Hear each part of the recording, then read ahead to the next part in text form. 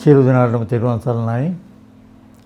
මම හේනේගම ධම්මාදාර මගේ නම. මම 1968 පැවිදි වුණේ. ඊළඟට මම ඉතින් වතුරුවිල අපේ වනවාසංග මූලස්ථානේ පොඩි කාලේ ඉඳලා පිරිවෙන් ගියා, ඉගෙන ගත්තා. ඊළඟට සිංහරාජ තමයි වැඩි හරියක් මම හිටියේ. ඉතින් ඊළඟට මගේ මේ බත්තර මුල්ලේ පෙරවත්තේ මගේ ස්ථානයක් තියෙනවා. තව විහාරස්ථානයක්. තව විහාරස්ථානයක් තියෙනවා මේ ත්‍රිපිටක ධර්ම ආයතනය කියලා. ඒ කාලයක් ඉන්නකොට මේ මහර්ගම පිළිකාරෝහල් විහාරස්ථානේ හිටපු හාමුදුරුවෝ මේක ආරම්භ කළේ 1982 තරම්. අපේ වතුරුවිල වනවාස මහානායක මාහිමිපාණන් වහන්සේගේ ශිෂ්‍යෙක් වශයෙන් බොහොම සුපේශල ශික්ෂාගාමී භික්ෂුවක් වශයෙන් අපේ වෑගන්තලේ රාහුල ස්වාමීන් වහන්සේ වැඩ හිටියා. උන්වහන්සේ මේක කලින්ම ආරම්භ කළා. ඉතින් උන්වහන්සේගේ අපවත් වීමෙන් පස්සේ මට අපේ ශාමෝපාලි වනවාස සංඝ සභාවේ කාර්ක සභාව විසින් මේ විහාරස්ථානයේ විහාරාධිපති හැටියට මම පත් කළා. ඉතින් එදා පටන් මම මේ ස්ථානය ඒ සියලු වැඩ කටයුතු කරමින් ඊළඟට මේ අසරණ රෝගීන්ට සෑහෙන සේවයක් අපි සිද්ධ කරනවා. මම අල්පිටිය අතුරුදම්ම හාමුදුරුවෝ මහරගම අපේක්ෂාරෝහල් විහාරස්ථානයේ පොඩි හාමුදුරුවෝ හැටියට කෘත්‍ය අධිකාරී හාමුදුරුවෝ හැටියට කටයුතු කරන්නේ. ඉතින් මේ රෝහල් විහාරස්ථානයේ රෝගීන් නොවන අය, පුංචි දුවදරු, අම්මලා තාත්තලා හැම කෙනෙක්ම මේ රෝහල් විහාරස්ථානයේ 100ක් පමණ එදිනෙදා ප්‍රතිකාර ලබන අය, නොලබන අය සියලු දෙනාම මෙතන ඉන්නවා. මෙතන දෙමළ, මුස්ලිම්, ක්‍රිස්තියන්, සිංහල හැම කෙනෙක්ම මෙතන ජාති භේදයක් තොරව එයාලා මෙතන පහසුකම් ලබනවා. ඒ සියලු දෙනාටම ආහාර පාන, නවාතැන් පහසුකම් සියලු දේ මේ ස්ථානයේ සබන් කෑල්ලෙන් ඉඳන් පැම්පස් එකේ ඉඳන් අපි යාලට ලබා දෙනවා. ඉතින් ලංකාව පුරාව ඉඳලා එන මිනිස්සු තමයි මෙතන ඉන්නේ. මගේ නම පුෂ්පරාජ්. මම බණ්ඩාරවල ඉඳලා ආවේ. මම පිළිකා සම්බන්ධ බේත් කරගෙන මේ පන්සලේ නැවතිලා ඉඳලා තමයි බේත් කරගෙන මේ මාස්පිටාලේ දැන් මා කොළඹ ජාතික රෝහලේ ඒගොල්ලන් පරීක්ෂණයෙන් පස්සේ තමයි මේ පිළිකා රෝහලට මාවිවි. මගේ ගම නාත්තන්ඩිය. මගේ මහත්තයා තමයි දැන් අසනීපෙන් ඉන්නේ. එයා දැන් කීමෝ එක විදලා එයාට දැන් අර කීමෝ එක දුන්නාට පස්සේ එයාට දැන් අර බේත් 3ක් විදින්න ඕනේ කිව්වා. අපි අසරණ වුණා. ඊට පස්සේ අපිට යන්න තැනක් නැති වුණා. මේ පන්සල තමයි අපිට පිටුනේ අන්තිමට. අපි හන්දේ 7:00යි බේත් එක ඉවර වෙලා කීමෝ එක අපිට යන්න ක්‍රමයක් නැහැ. මම පන්සලට ඇවිල්ලා තමයි කිව්වේ මට යන්න දෙන්නේ නැහැ. දැන් රැ වෙලා ඊට පස්සේ මේ හාමුදුරුවෝ අර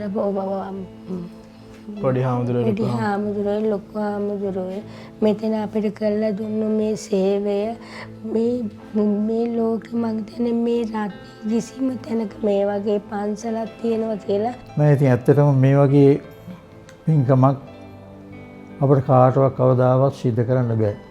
මොකද ඒ තරම්ම අසරණ පිරිසක් තමයි මේ පිළිකා රෝගීන් කියන්නේ.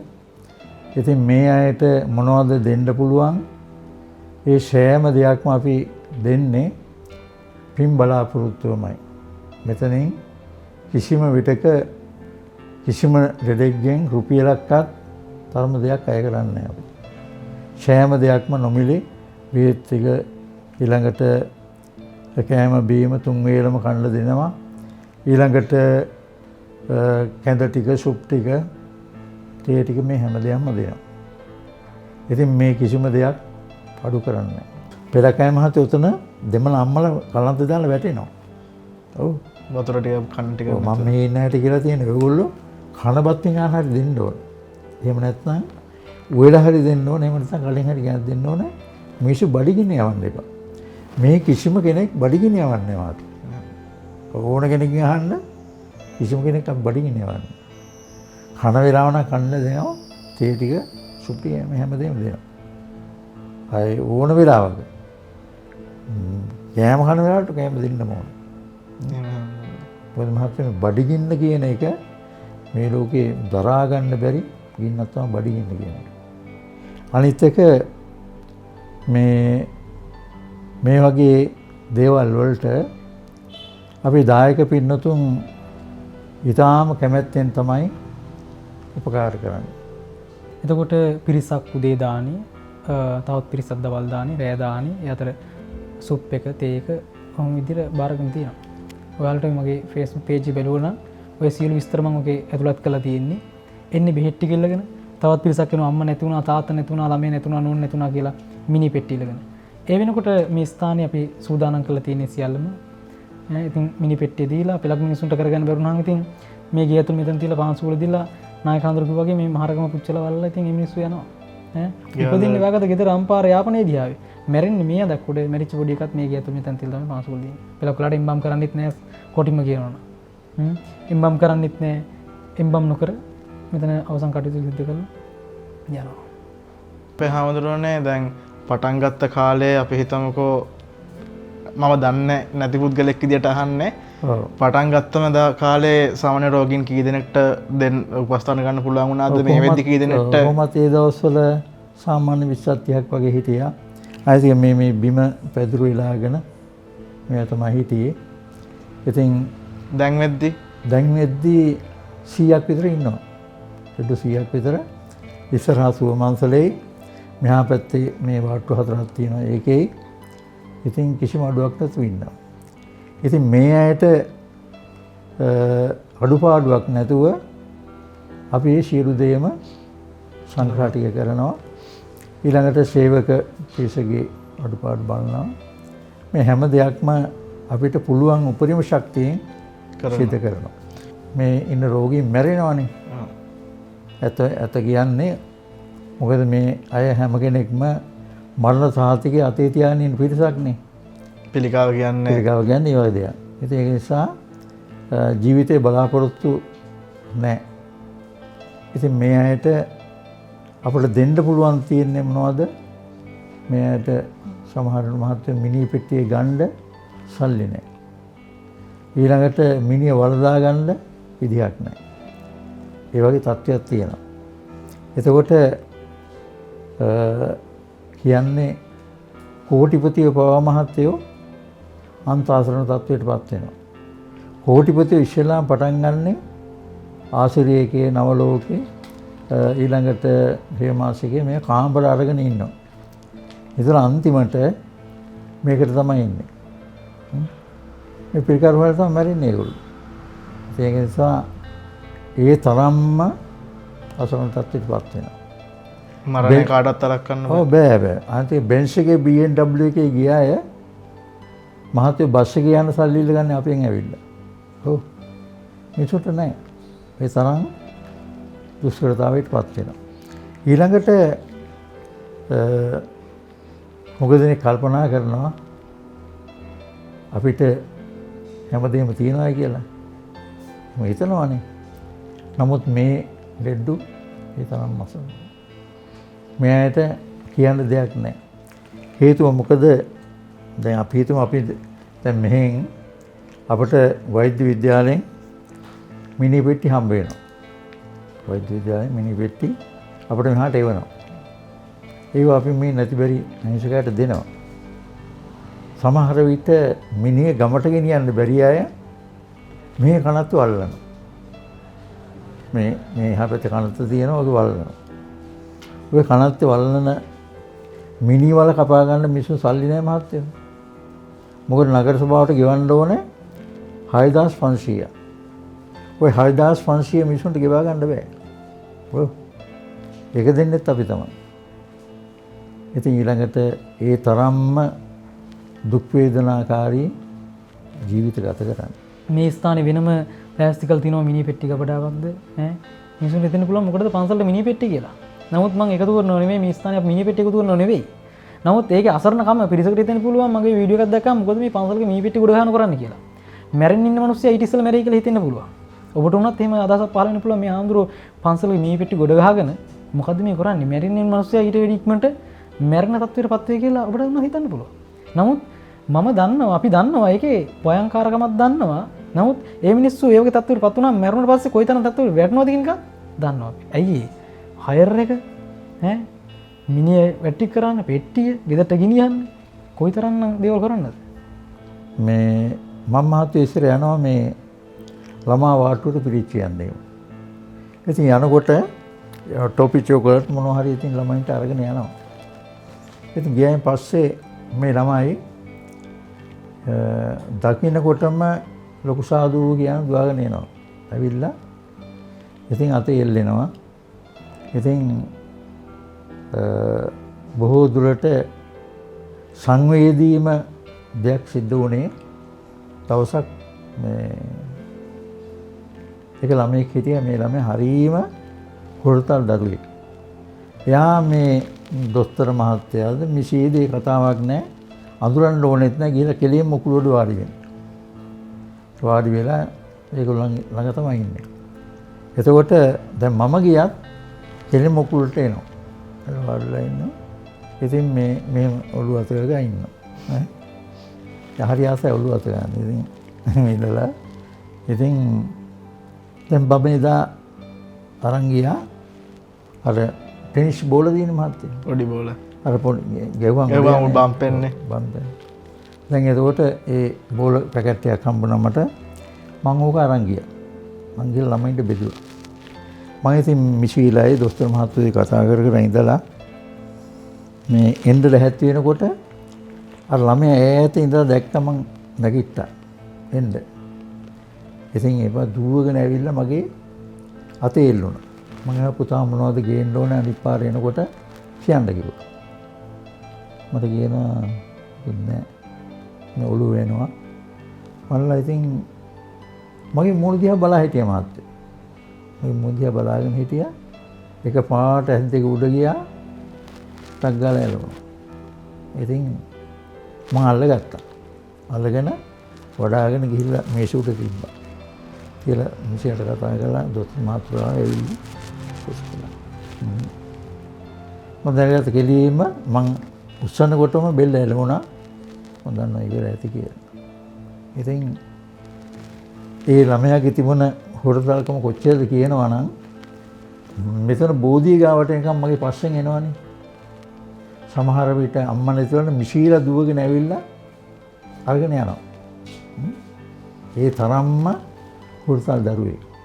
එතකොට ඒක වෙනකොට මහත්තයෝ මේ මං ඉතින් මොනව කරන්නද කියලා ඉතින් අනිත් ඒ පාර මහත්තයා මේකේ තියෙන පුදුමේ මෙන්න මේකයි අපේ මිෂීලා ඇටෙන්ඩර්ලා දොස්තරලා මේ ඔක්කොම අඬන්න පටන් ගත්තේ මහත්තයා මලගේ වගේ.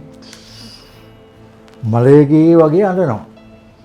ඒ පාරේ ඉතින් මට මහත්තයා මගේ අම්මා මැරිලා මගේ ඇස් දෙකෙන් කඳුලක් ආවේ නැහැ. මගේ තාත්තා මැරිලා මට කඳුලක් ආවේ නැහැ. මගේ ලොකු හාමුදුරුව අපවත් වෙලා මගේ නායක හාමුදුරුව දෙනවා අපවත් වෙලා කඳුලක්වත් මගේ ඇස් දෙකෙන් ආවේ නැහැ.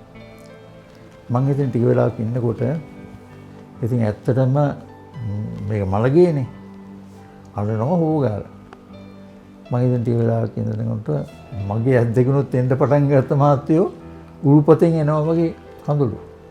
අපිට වෙලාවට පාන්නේ මෙහෙම වහගෙන ඉඳලා මං ආවා. එදා ඉඳලා මහත්තයා අවුරුදු 6ක් මම ළමා වාටුවට ගියේ නෑ. ඔය ගෞරව පොඩි හාමුදුරුවෝ යවන පිළිත් එහෙම කියන්න අවශ්‍ය දෙයක් වුණොත් යනවා මිසක මම ගියේ නෑ. ඉතින් ඒක දවසක් මේ හරි ඒක තිබුණා මේ තීරට එකේ මේ අලුත් මැෂින් එක ගහයි කියලා ඒක විවෘත කරනකොට පිරිඩින් එකක් කියන්න කියලා.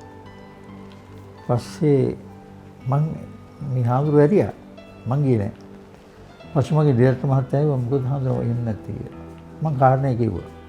ඉතින් අවුරුදු ගානකට ඉස්සෙල්ලා වෙච්ච ගන්නේ හාම මොකද්ද ඉතින් තාම හාමුදුරන්ට ඔක අරගන්න බැරි වුණාද කියලා. හැබැයි ඇත්තට මහත්තයෝ එතෙන්ට යනකොට මතක් වෙන අර දරුවා. ඒ දරුවා මගේ දරුවෙක් නෙමෙයි. නමුත් ඒ දරුවා මතක් වෙනකොට මම කාච්චවුරක් නෙමෙයි. ඒ දරුවාගේ තියෙන හුරුතල් ගතිය කොච්චරද කියන්නකෝ. දැන් මහත්තයලාට උනත් ඒ දරුවා දැක්කනම් ඇඬෙනවම තමයි. ඒ තරම් සංවේදී දේවල් හරි සිද්ධ වුණා. දැන් සති කීපයක් ඇතුළත මම නායක හාමුදුරුවෝ දෙනා ඔය දානශාලාව ඇතුලේ දානි වළඳනකොට එක්තරා අම්මා කෙනෙක් අඬාගෙන දුවගෙන ආව දානශාලාව ඇතුලට. ඒපාට මාත් ගැස්සුණා මේ අඬාගෙන දුවගෙන එනකොට මොකද කියලා. ඉතින් මම දානි වළඳනවා. එතකොට මේ අම්මා සාමාන්‍යයෙන් කෙනෙක් ආවහන් අපිට ආරාධනා කරන එක කරන්නේ හාමුදුරුවෝ අපේ ලෙඩාට පිරිත් ටිකක් කියන්න. නමුත් මේ අම්මා අඬාගෙන දුවගෙන ආවේ අනේ හාමුදුරුවනේ මගේ දුවට අමාරුයි පිරිත් ටිකක් කියන්න වඩින්න කියලා. පුළුවන්ද නෙමේ වඩින්නකෝ කියලා තමයි අඬන්නේ. මං හෙව්වා මං අර ගිය පාරක් පිරිත් කියපු ළමයාගේ අම්මා නේද කියලා. මං ඒ දරුවට දෙපාරක් පිරිත් කිව්වා. ඒක මට දැන් වගේ මේ දැන් වෙච්ච සිදුවීමක් හැටියට මතකයි ඒක. ඊට පස්සේ මං කරපු වැඩි දානි වන්දන පාත්‍රේ පැත්තකින් තියලා අත හොදගෙන වතු ටික බීලා වටාපතයි පිරිත් මුල් පන්දුවේ අරගෙන මේ දානි වන්දන සම්පූර්ණ වන්දල නැහැ. පාත්‍රේ එහෙම පැත්තකින් තිබ්බා වැහුවෙත් නැහැ. අත හොදගත්තා මම ගියා. මම යනකොට මේ අම්මා අඬාගෙන දුවනවා. නමුත් මම වාට්ටුවේ ඉඳලා දන්නවනේ. මම තනියම ගියා ඉතින්. යනකොට කොටිම ගෙනන ළමයා පණ අදිනවා. කකුල් දෙකෙන් නිකන් පණ යනවා මෙහෙම මෙහෙම. ඉතින් අර දැකලා ඉතින් ඇස් දෙක හුරු හින්දා මම ටග්ගලා ඉතින් පිරිත් ටික කියලා ආශිර්වාද කරා. එතකොට අම්මා පපුව අත ගන්නවා තාත්තා ඔළුව අත ගන්නවා. මේ අස් පණ අපිට සියල්ල දැන් ඊයේ කියනනම් චූටි කතාවක් ඊයේ දිනේ කියන්නම්. ඊයේ එක්තරා පුංචි පුතෙකුගේ 11 වෙනි උපන්දිනේ ලැබුව ඊයේ දවසේ ඉපදීම ඒ වගේම ඊයේ මරණයත් කියන්නේ 11 වෙනි ජන්මදිනේ ඊයේ උපන්දින ලැබුවේ. නමුත් ඊයේ හවස වෙනකොට පුතා මැරලත් ඉවරයි. ඊයේ රාත්‍රී 11යි මම මිනි පෙට්ටිය මෙතනින් දෙනකොට. මිනි පෙට්ටියක් දීලා පිරිකට්ටියක් දුන්නා. අද දවසේ බණට දාන්න පූජාවට පිරිකර පවදී. එහෙම ඉතින් අසරණ වෙලාවල තියෙන මිනිස්සු කොයි කවුරුත් තියෙන කෙනා ඇත්තරම නැති වෙනවා. නැති කෙනා ඇඳන් ඉන්න ඇඳුම විතරයි අන්තිමට ඉතුරු වෙන්නේ. පෙලක් මිනිසුන්ට නායකරුවගේ බස් එක යන සල්ලි නැහැ. ඇවිල්ලා මේ මිනිස්සු ආපු කාරණාව කියන ලැජ්ජයි. බස් එක යන සල්ලි නැහැ හාමුදුරනේ කියලා මෙතෙන් නම් මෙච්චර දුරක් යන්න තියෙනවා යන්න සල්ලි නැහැ කියලා කියන්න තරම් ලැජ්ජ වෙන අවස්ථා තියෙන මිනිස්සු. ඒ කියන්නේ ඒ තරම් ඒ වචනේදී ඇතුළතත් මිනිස්සු අසරණ වෙන අවස්ථා තියෙනවා. හැබැයි ඔය හැමෝම ආසයි ජීවත් වෙන්න. ඔය එන හැමෝම ඉන්නේ ඇවිල්ලා බෙහෙට්ටි කරගෙන පයින් හරි කමන්නේ එන්න බස් ගාස්තු හොයා ගන්නවා. පයින් හරි කමන්නේ බෙහෙට්ටි කරගෙන යනවා. ඒ ජීවත් වෙන්න ආසයි. ඈ මෙතන ඉතින් අමුතුම තැනක් තමයි. ඉතින් මිහි පිට අපායක් කියන එකක් තියෙනවා නේද? ඉතින් ඈ නාහෙන් බට දාලා කටින් බට දාලා මුත්‍රා බට දසුචි පැකට් එක දාපත් නෙල්ලලා ඉතින් ඔක්කොම දෙල්ල වෙන්නේ. මම දකින්න රෝහල් අතර දුක් විඳිනම රෝහලක් තියෙනවා නම් මිනිස්සුયો මේක තමයි. මහත්ය පණුව දානවනේ මේ ලෙඩුන්ගේ. පණුව බත් ඇට වැටෙනවා වගේ වැටෙනවා. ඔව් ඉතින් ඒකේ ගඳ කොහොමද කියන්නකෝ. අපි ගිහිල්ලා නම් පිළිප් පොඩ්ඩක් කියන්න ගිහිල්ලා ළඟට ගියාම පුදුම ගලක් එන්නේ මහත්. ඇවිල්ලා දාන ටික වන්දන්න අපිට ඉතින් ඉන්න බෑ මේ නායේ තියෙනවා මෙතන. ඒ තරම් ගඳ. ඒක නිසා මේවා තමයි මහත්යෝ මේ මිනිස්සු දැනගන්න ඕනේ. දැනගන්න ඕනේ අපේ මිනිස්සු මේකේ හරියට දන්නේ නැහැ මහත්. අපේ මිනිස්සු දන්නේ මේ වගේ දුක් විඳිනවද කියලා. අර පිළිකාරෝහල් කිව්වම ඉතින් ටිකක් දන්නවා. ටිකක් කියන්නේ මේක එහෙම දෙයක් කියලා. හැබැයි මේ වගේ දුක් විඳිනවද කියලා මිනිස්සු දන්නේ නැහැ. හරියට අනිත් රෝහල් වගේ තමයි හිතාගෙන ඉන්නේ. හිතාගෙන මොකද අනිත් රෝහල් වල විශ්වාසයක් තියෙනවා. ගිහිල්ලා ආයෙ නැවත ගෙදර එයි කියලා. මෙහෙම එහෙම එකක් නෑ. ආවොත් ආව තමයි යොජ්‍ය. මෙහි වස් සමාදන් වෙන අපි හාමුදුරුවෝ ඉතින් මේ කටින පින්කම තමයි ඉතින් විශේෂ පින්කමක් හැටියට කරන්නේ. ඈ ඒ කටින පින්කම කරනකොට මේ ඒකේ තියෙන විශේෂය තමයි මේ කටිනේ ඔය සියලුම රෝගීන්ට සෑම වාට්ටුවකටම අරන් ගිහලා අත ගස්සන. ඒ කටින පින්කම කරන දායක අය ඒ කටින චීවරය සියලුම දෙනාට අත ගස්සවලා තමයි මෙහාට ගෙනල්ලා මහා සංඝයාට පූජා කරන්නේ. ඉතින් ඒක තමයි විශේෂම දේ මේ සිද්ධ මොකද මහත්තයෝ ලබන අවුරුද්ද කට්නයකට අත ගහන්න වෙන්නේ නැහැ. ගමට ගිහිල්ලා කට්නයක් අත ගහන්න වෙන්නේ නැහැ. ඉතින් බාට්ටුවක ඉඳලා හරි කට්නයකට අත ගහන්න යන්න ලොකු දෙයක් නේ ඉතින් ඉතින් ඒ වගේ ඒගොල්ලෝ සම්බන්ධ වෙනවා. ඉතින් ඊළඟට මේ පොයට ඊළඟට අනිත් දවස්වලට බෝධි පූජා තියෙනවා. ඊළඟට බණ කියනවා. ඒ වගේ ශීල සමාදන් වෙන ඒවා කරනවා. ඉතින් ඒවා මේ සිද්ධ කරනවා. ඉතින් මිනිසුන්ට මානසික සුවයක් තියෙනවනේ මහත්තයෝ. ඒ මානසික සුවය අනිත් දේවල් වලට වැඩිය අපි ඒගොල්ලන්ගේ මානසික තත්ත්වය බලන්න ඕනේ. ඒ කියන්නේ දුක වේදනාව නැති වෙන්න බණ ටිකක් කියතත් අපි මිනිසුන්ට ඒක දැනෙන්න කියන්න ඕනේ. එහෙම තමයි. ඉතින් එතකොට තමයි ඒක ඒ ඇයට වෙනකුත් පහළ වෙනවා. ඊළඟට මේ ජීවිතය යථාර්ථයත් අවබෝධ වෙනවනේ. ඉතින් ඒක හන්ද ඉතින් අපි කොයි වෙලාවෙත් මේ ඇයට මොනවද කරන්න පුළුවන්, මේ අසරණ රෝගියෙකුට දෙන්න පුළුවන් මොනවද අපි දෙන්න ඕනේ. දැන් අහන දකින්න ඇයට කියන්නේ මෙහාට everything බලලා කරන්න පුළුවන් දෙයක් කරන්න කියලා. ඉතින් නම් මහත්තයෝ මෙතන 100ක් විතර ඉන්නවනේ. මෙතන 100ක් විතර ඉන්නවා. ඉතින් තමයි මේ ලෙඩ බලාගන්න නැත් ඉන්නේ. සමහර මහත්තයෝ මේගොල්ලෝ ඉන්නවා බිමත් ඉන්නවා. ඇඳන් උඩත් ඉන්නවා. ඉතින් මොකද පට්ටිය පිළ වැඩුණාම ඉතින් බිම නේ ඉන්නේ. ඉතින් ඒ නිසා අපිට අර අඩුපාඩුව තියෙනවා. ඒ කියන්නේ බාට්ටු වල අඩුපාඩුව තියෙන දැන් බාට්ටු මේ 4යි එහා පැත්තේ තියෙනවා. ඉතින් ඕකේ මදිකම තියෙනවා. ඉතින් ඒක හන්දා ඉතින් තව ටිකක් හැදුවොත් ඉතින් ලොකු පිහිටක් වෙනවා ඉතින්. ඇත්තටම ඔය හොස්පිටලෙට පිරිත් කියන්න ගියාම අපි සිංහල අය අපි දන්නවා මේ පිරිත් මුල් පන්දුව කරන් ගියාම මොකක්ද අපි කරන්න කියන අපි දන්නවා. නමුත් ඇත්තටම දෙමළ මුස්ලිම් අය ක්‍රිස්තියානි අය දන්නවද මේ මොකද්ද මේ නූල් පන්දුව දිගාරන කරන්න කියලා? නමුත් ඔය ඇඳක් ගා වාඩිලා මම පිරිට්ටිය කරනකොට මිනිසුන්ට ඇඳ ගණනාව පේනවනේ. ඉතින් මං අපේ උදවියගේ පිරිත් නූලක් ගැට ගන්නකොට ඒ අයත් ඇවිල්ලා මෙහෙම අත අල්ලනවා. ඇයි? මොකක්ද හේතුව?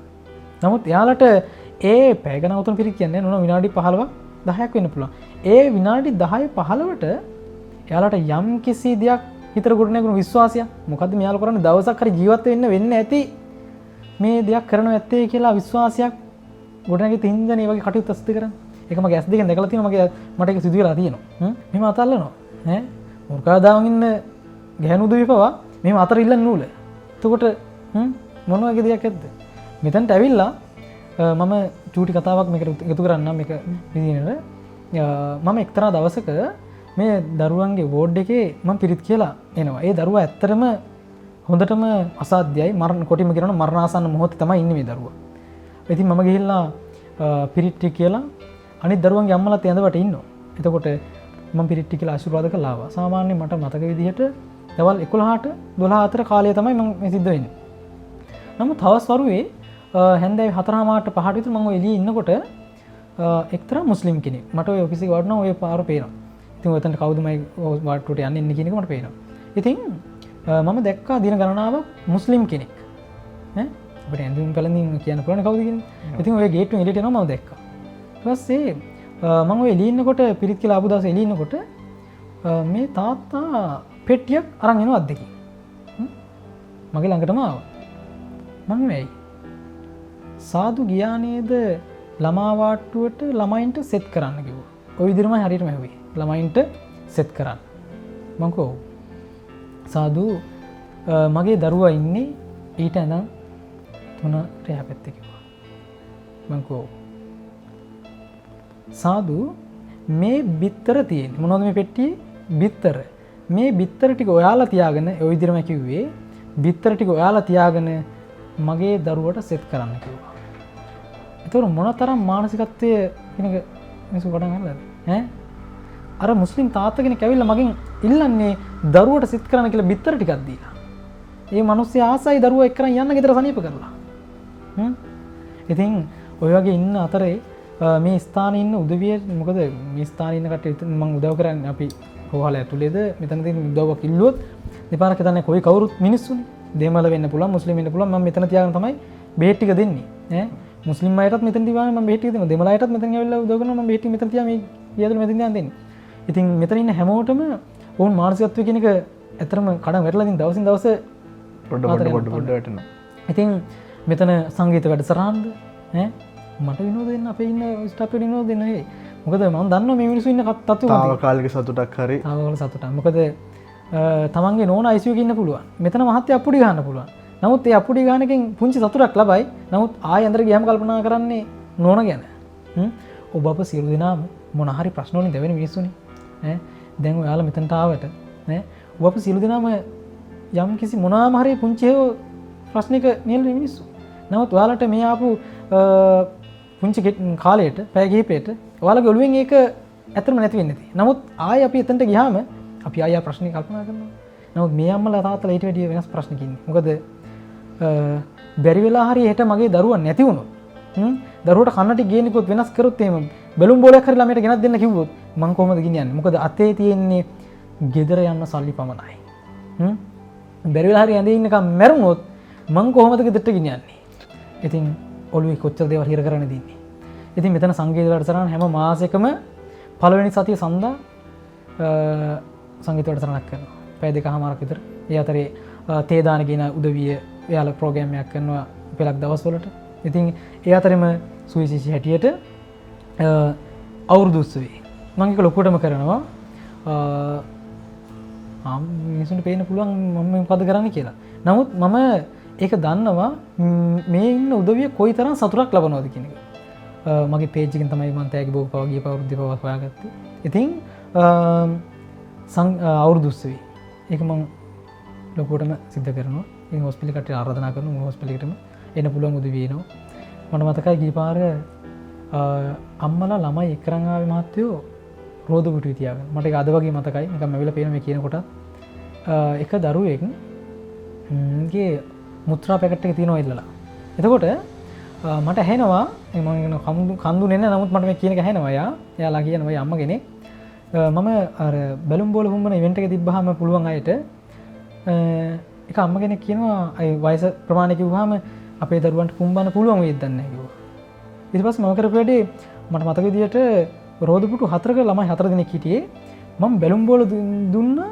බැලුම් බෝල දුවලා මම බලාපොරොත්තු වෙන්නේ එක දෙක තෝරන්න නෙමෙයි අර ළමයින්ගේ සතුට. මම කිව්වා ඔක පුපුරන කෙනාට තෑගි දෙනවා. නමුත් මම හැමෝටම ටෙඩි බියර්ස්ලා ඇතුළු තව තෑගි වෝග දුන්නා. ඒ ළමයින්ගේ හිතේ පුදුමාකාර සතුටක්. මට ඒක දැන් වගේ මතකයි. ඉතින් අවුරුදු උත්සවයක්ද ඒ අතර තයි පොංගල් නත්තල් මේ සියල්ලම කරන මොකද මෙතන හැම උදවියම ඉන්නවා. ඒ වගේම සිංහල වෘද්ධ මෙතන මේ ගේ ඇතුලේ කිරි උතුරලා දොරවලා කැවුම් කොමිස් දීලා කිරිවත් දීලා ඒ කටයුතු සිද්ධ කරනවා. ඒ ඉතින් මොකද සතුටක් පුංචි සතුටක් ලබනවනේ. ඉතින් ඒ සතුට මම නෙමෙයි භුක්ති විඳින්නේ ඒ අය. නමුත් ඒ අය භුක්ති විඳිනකොට මට ඊට වැඩි සතුටුයි. අපිට ඊට වැඩි සතුටුයි මොකද අපි මේ මිනිස්සු වෙනුවෙන් දවසක් හරි ජීවත් කරවලානේ. අපි එකතු වෙලා නායක හාමුදුරුවෝ ඇතුළු අපි කාර්ය මණ්ඩලයේ දායකයෝ පින්වතුන් එකතු වෙලා මේ මිනිස්සුන් දවසක් හරි ජීවත් කරවලා කියන එක අපිට දැනෙනවා. මට එක තව වචනයක් මතකයි. අවුරුදු දවසේ මෙතන කැවුම් කොකිස් දීලා ඒ කිරිබත් දීලා ඒ කටයුතු සිද්ධ කරාම එක්තරා අම්ම කෙනෙක් කියනවා හැන්දාවක ඇවිල්ලා අම්මලා කීප දෙනෙක් පොඩි හාමුදුරුවනේ අපි ගෙදර හිටියට වැඩිය අපි සතුටු වුණා කිව්වා. මට අර දවසේම කරපු කිසි දෙයක් මතක නැහැ. අර වචනේ අර මහන්සි වෙලා කරාට වැඩිය සතුටුයි. මේ ඇත්තටම ඉතින් මේ වගේ දෙයක් කරනවා කියන්නේ ඉතින් ලොකු මහන්සියක් දරන්න ඕනේ. මොකද ජීවිත කීයක් වගකීම් කීයක්ද අතේ. ඉතින් අපිට පුළුවන් නම් පොඩි හරි උදව්වක් කරන්න ඒක තමයි වටින්නේ අවසන් නැවතත් කියන්නේ. ජීවිතේ ගගේ දන්න ඔබත් එන්න අපිත් සමග එකතු වෙලා අපේම සහෝදර ජනතාව වෙනුවෙන් පිහිටක් සරණක් වෙන්න ඔබත් එන්න කියලා මම සැමට ආරාධනා කරනවා. සියලු දෙනාටම දළදා හාමුදුරන්ගේ ආශිර්වාදයේ පිහිට ලැබේවා. මේ අපේක්ෂා රෝහලේ ප්‍රතිකාර ලබන අම්මලා තාත්තලා පුංචි දුවා දරුවෝ පෙලක් වෙලාවට තමන්ගේ අම්මා තාත්තා අඳුරන්නේ නැති පුංචි දුවා දරුවෝ ඇතුළු සියලු දෙනාටම නිදුක් නිරෝගී සම්පන්නිය දළදා හාමුදුරන්ගේ පිහිටෙන් ලැබේවා කියලා අපි සියලු දෙනාම ප්‍රාර්ථනා කරනවා. සියලු දෙනාටම දළදා හාමුදුරන්ගේ රැකවරණය ලැබේවා. උදවසේ ඉඳලා මම මේ පන්සලේ ගන්නම් සාවේ කියන්නේ අපිට මේක මම කලින්ම කිව්වා වගේ මේක එන සම්පතක් වගේ අපිට. අපි වගේ අසනීප කට්ටියට මේ වගේ තැනක් මගේ ලංකාවේ කොහෙත් නැහැ මේ පන්සලේ ආඳුරුගේ පොඩි ආඳුරුගේ සහයෝගයෙන් අපිට බේත් කරගෙන බේත් මේ අපට අවශ්‍යතාව බේත් තියෙනවා නම් පොඩි ආඳුරු අපිට ලබා ගන්න සලසනවා. පන්සලෙන් සංගීතයට සටහන් ඊට පස්සේ පොඩි උත්සව අවස්ථා එක ඒවා සංවිධානය කරනවා. ඒ ගැන මොකද හිතන්න? ඒ ගැන මොකද හිතන්නේ? බොහොම වටිනා දෙයක් ඒක. ඒකෙන් අපිට අපේට ලෙඩේ ගැන හිතන්නේ නැතුව ඒක මේ අමතක වෙලාම යනවා. මොකද සංගීතයක් කිව්වම අපිට ලෙඩේ ගැන බරපතල මේ එකක් නැති විදිහට මේ ඔය කරන වැඩසටහන ගොඩක් කට්ටියකින් මේ සතුට ලබනවා. අන්න ඒක නේද? මම දන්නේ නැහැ මේ වගේ මම මෙච්චර දැන් මහත්තයට දැන් මේ රෝගේ හැදිලා අවුරුදු 5ක් වෙනවා දැනට. දැන් ඉතින් මට පිටට තියෙන මේ පන්සලයි මේ ඉස්පිරිතාලේ විතරයි හැමදේටම වෙන කොහෙවත් අපිට යන්න තැනක් නෑ. අන්තිමට එන්න තියෙන මේ රෝහලට විතරයි. රෝහලෙන් කරන ප්‍රතිකාර වලින් තමයි අපේ මහත්තයා මෙච්චර කල් ජීවත් වෙලා ඉන්නේ. මට බුදුදහම හරි බුදුන්ගේ පිහිට කොයි වෙලාවෙත් මට පිහිට වෙනවා. ඒ වගේම මේ පන්සලත් මට සෑහෙන්න පිහිටක් වුණා. මට විතරක් නෙවෙයි මම ඉන්න සියලු දෙනාටම තව මම විතර නෙවෙයි ගොඩාක් දුර ඉඳලා එන අය තමයි මේ පන්සලේ නතර වෙලා ඉන්නේ. අපිට කෑම බීම ටික ඉඳුන් හිටුන් බේඩ් ටික සෑම දෙයක් මේ පන්සලෙන් අපට ලැබෙනවා. මේ පොඩි හාමුදුරුවෝ අන්තිමට කෑම බීම දීලා ඉවරලා අපි කවුරු හරි නැති වෙච්ච ලාවස අන්තිමට ගෙදරට යන්නේ පෙට්ටිය පවා ලබා දෙන්නේ මේ පන්සලෙන් තමයි. ඒක කාටවත් වෙන කොහෙවත් තියනවා කියලා මං හිතන්නේ නැහැ. ලොකු සේවයක් වෙනවා නේද? ලෝකෙම දස දිසාවේ පැතිරලා යන්න ඕනේ මේ පන්සලෙන් කරන සේවය. කිසිම කෙනෙක් දන්නේ නැති මේ වගේ සේවයක් මේ පන්සලෙන් කරනවා කියලා. පොඩි හාමුදුරුවෝ හැමදාමත් අපේ ඇවිල්ලා දුක සැප විමසනවා. අපිට කෑම බීම ටික දෙනවා විතරක් නෙමෙයි. අපිට වෙන අපිට ඉන්න තැන අපි පිරිසුදුව තියාගන්න. අපිට ඉන්න හැටි කියලා දෙන්න. බේත් ඕනද මොනවද අපෙන් කෙරෙන්න ඕන හැම දෙයක්ම මේ පොඩි හාමුදුරුවෝ වගේම උයන අය පොලසි මහත්තයා ඊට වැඩිය සෑහෙන සේවයක් අපි වෙනුවෙන් කරනවා. කට්ටියවම දැන් අඳුරනවාද හොඳට ඇවිල්ලා මෙතනට? ඔව් ගොඩක්. අන්තිමට දැන් අපේ මහත්තයාට බටයක් දාලා තිබුණේ කෑම බීම ටික දෙන්න. මං ඉස්සරේලා කරන්ට් එක අල්ලද්දී දවස් 30ක් කරන්ට් එක ඇලුවා. මම බෙන්ඩර් එකක් ගෙනල්ලා කෑම ටික මේකලා දුන්නා. දැන් මේ සැරේ මේ කීමෝ එක දෙනවා නිසා මං ගෙනාවේ නෑ. අන්තිමට මං මේ කෑම ටික බෙන්ඩර් කරලා දෙන්න හරි කුස්සියේ පොලසි මහත්තයා ඒ වැඩ කරන අය මට සෑහෙන උදව්වක් කළා. ඒක ලොකු දෙයක්. මහත්තයාට හපලා කන්න බෑ. ඉතින් බෙන්ඩර් කරලා තමයි මම දෙන්නේ. ඒක ලොකු පිනක්. මේක දෙන බත් ටික දානේ දෙන සියලු දෙනාට දුක් නිරෝගී සුවය ලැබෙන්න කියලා මම ප්‍රාර්ථනා කරන ලොකු හාමුදුරුවෝ ඇතුළ පොඩි හාමුදුරුවන්ට මේ පන්සලේ සේවය කරන සියලු දෙනාටම දුක් නිරෝගී සුවයත් වේවා කියලා ප්‍රාර්ථනා කරනවා. අපි ගෙදරින් ගෙනල්ලා කරනවා නම් අපිට කරන්න බෑ. අපිට දවස් ගණන් වියදම් වෙනවා. අපිට එච්චර වච්චමන්නේ. අපේ මහත්තයා දැන් ලෙඩ වෙලා ඉන්නේ. මහත්තයාමයි පුතයි විතරයි ඉන්නේ. මහත්තයා ලෙඩ වුණාට පස්සේ අපිට කිසිම ආදායමක් නැහැ. ඉතින් ඒකෙන් අපිට මේ කරන සේවය අපිට කියලා නිම කරන්න බෑ කියලා මට කියන්න තියෙන්නේ. කියන්නේ මේ ලෝකෙ මෙච්චර දියුණු නම් රොකට් යවනවා නම් හැම දෙයක්ම කරනවා නම් ඇයි දෙන්නේ මේ රෝගෙට මේ බෙහෙත හොයාගත්තේ නැත්තේ කියලා. අපේ මහත්තයලා ටිකක් හරි වයසට ගිහිල්ලා ඊට වැඩි ඇදින පොඩි ළමයින්ට ඉපදින ළමයින්ට එයාලගේ කිසිම අනාගතයක් ආලෝකයක් දැක්කේ නැතුව තමයි ඒ ළමයා එළඹ ඉන්නේ. අපේ මහත්තයලා ටිකක් හරි පරණිතට ගිහිල්ලා ජීවිතේ මධ්‍ය එහෙම හැම ටිකක් ජීවිතේ ඉඳලා දැන් ඉඳලා ළමයි එහෙම නෙමෙයි. දැන් ඉන්න පොඩි ළමයි සෑහෙන කිසිම ළමයට අධ්‍යාපනයක් නෑ. ඉස්කෝලේකට යන්න විදියක් නෑ. කිසිම දෙයක් දන්නේ නැතුව තමයි ඒ ළමයි මේ ලෝකේ දුක් විඳින්නේ යන්නේ. ළමයට මම ප්‍රාර්ථනා කරන්නේ මගේ මහත්තයාට මම මේ කරන්න ප්‍රතිකාර මං හරි සතුටින් කිසිම හිතන්නේ අනේ මේ මහත්තයා කරදරයක් කියලා මං හිතන්නේ. මං හිතන්නේ මගේ ජීවිතේ ඒ වගේ වෙන්නේ නැතුව කිසිම කෙනෙකුට කරදරයක් නැතුව ජීවිතේ අවසන් ගමන යන්න ලැබේවා කියලා මම ප්‍රාර්ථනා කරා. කාටවත් කරදරයක් කරන්නේ නැතුව මගේ ජීවිතේ නිකල මම හැමදාම බුදුන්ගේ පිහිට ප්‍රාර්ථනා කරන්න වෙලාවෙත් ඔය එහෙම තමයි මගේ